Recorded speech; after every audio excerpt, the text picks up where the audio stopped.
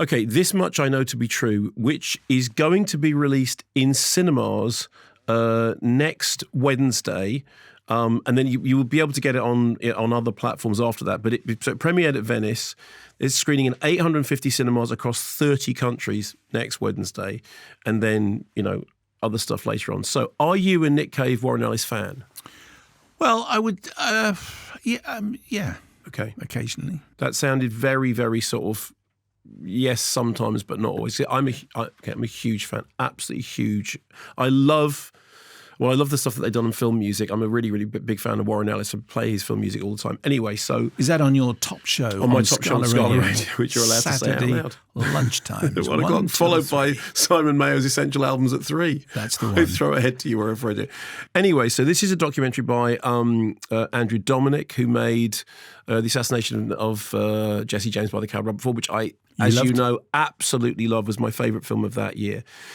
It's shot in London and Brighton, in these kind of slightly church-like settings, and it features them working on songs from Ghosteen and Carnage ahead of the 2021 tour, which I went to see, and I think it must have been one of the first gigs I'd been to, well, in ages, because lockdown had lasted such a long time, and I remember coming out of it and going, that it was just brilliant. It was something akin to a sort of spiritual experience, and it was moving and funny and dark and brilliant. Anyway, so they're in these locations in which the cameras are circling round them on tracks, and the cinematography is by Robbie Ryan, who obviously is a genius cinematographer.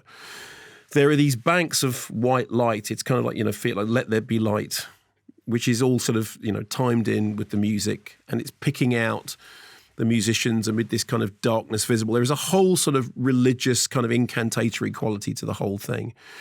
But it opens rather brilliantly with Nick Cave, who's very recognisable Nick Cave, telling us that, and you'll love this, to the dismay of his manager, during lockdown, he decided that he needed to retrain. So he retrained as a ceramicist. No. Yes. Really? Yeah. So the documentary begins with him saying, I've become a ceramicist. And then he then shows us a series of figurines. Can I just say, you can't become a ceramicist just during that amount of time? Well, he appears, I imagine... He does a bit of pottery. I think it's a hobby. Come on, man. So anyway, he then shows us this series of figurines that tell the story of Satan. Okay? Right. Yeah. So it tells the story of Satan being born, and then not the big things, the devil, birth, and then going to war, and then forgiveness. And it's this series of, figurines of the devil. Is it like Capodimonte, that kind of thing? I don't know what that means. Okay, it's a type of figurine. Again, don't know what that means. But what kind of figurine is it? Cheap and nasty. So it was a ceramicist joke. Oh, was it? Okay, fine. Wow. Yeah. You went straight niche, didn't you? You just went literally corner pocket, super niche. It was kind of tacky stuff. Yeah, so at home, the good lady ceramicist, her indoors, is laughing like a drain. Yeah. The rest of us are going, I don't know what that means. Correct. Anyway, so he starts off by showing us these things that he's been working on. And interspersed with the songs, interspersed with the musical performances, we hear from Warren Ellis and we hear from Nick Cave about their process, about the way that they work together, and about how they now see their role. So here is a clip of Nick Cave talking about whether or not he sees himself as a musician and a rock. We could see that. I could watch it in the studio here. It's unusual, isn't it? That was fantastic. It's really, it's really great, and it's really moving. And the songs are a kind of mix of, religion and fable, parables, stories of, lost children and painful love and grief and sacrifice and love and death. And there's this, one of the interesting things about Warren Ellis and Nick Cave is the way they look. So Nick Cave has that thing, he's that very recognisable hair, and the way that he wears his suits. Yeah. The open neck, and it's kind of somewhere between Elvis and the Pope. The way he does that with his, he holds his fingers like that, almost like a kind of like a saintly benediction. And he is a really mesmerising presence.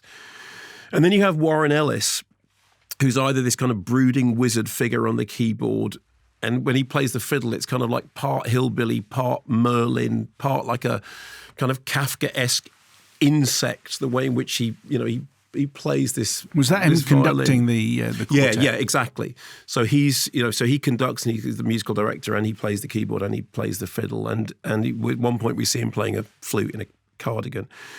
And they are really striking figures. And it's one of the cases in which watching people playing music is really part of the thing. As I said, I had seen the live show in 2021, but it's kind of like even their physical presence is part of the storytelling. And there are moments of humour in it. Marianne Faithfull at one point is brought in to do something, and somebody refers to Warren Ellis as Was. She says, "Did he just call you Was?"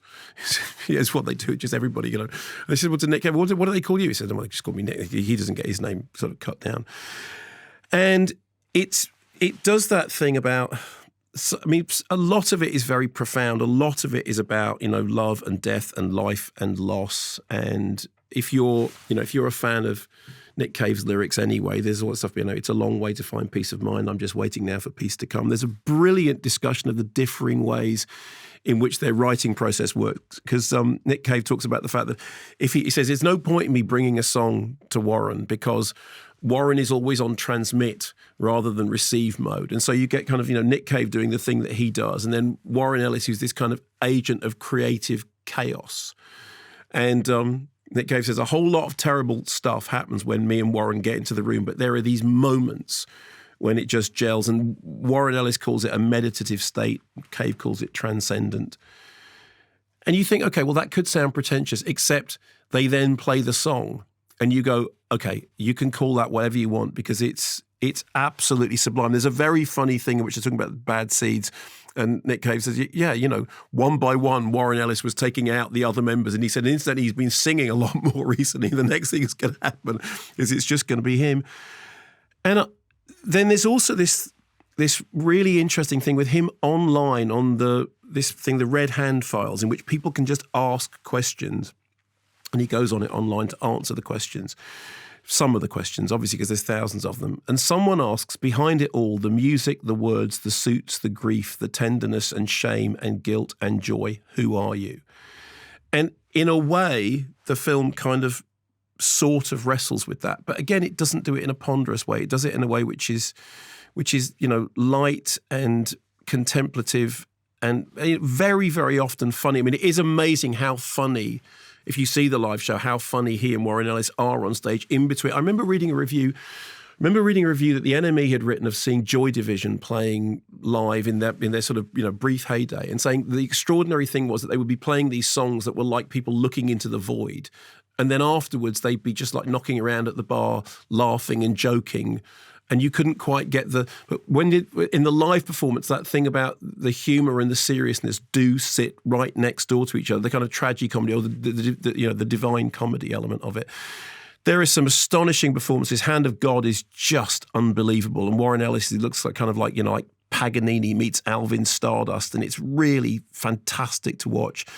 Lavender Fields is wonderfully elegiac. Balcony Man, that, what doesn't kill you just makes you crazier. And the film's been described as a companion piece to 2016's One More Time with Feeling, which documented the recording of Skeleton Tree. And there's also that fictionalised doc, 20,000 Days on Earth, which I had said, less of a biography than a widescreen installation with script and music. I can't recommend this highly enough. If you already love Nick Cave and Warren Ellis, you'll just find yourself transported for the duration of it. If you don't, watch it, because it will give you some sense of why it is that the people who love what they do love it so much. When I was at university, I was at university with a guy called Andrew Hussey, who's gone on to become a very, very respected academic, and he absolutely loved The Birthday Party. And I couldn't quite get a handle on it. And then later on, I kind of came to the Nick Cave stuff and started to realise what it was all really about.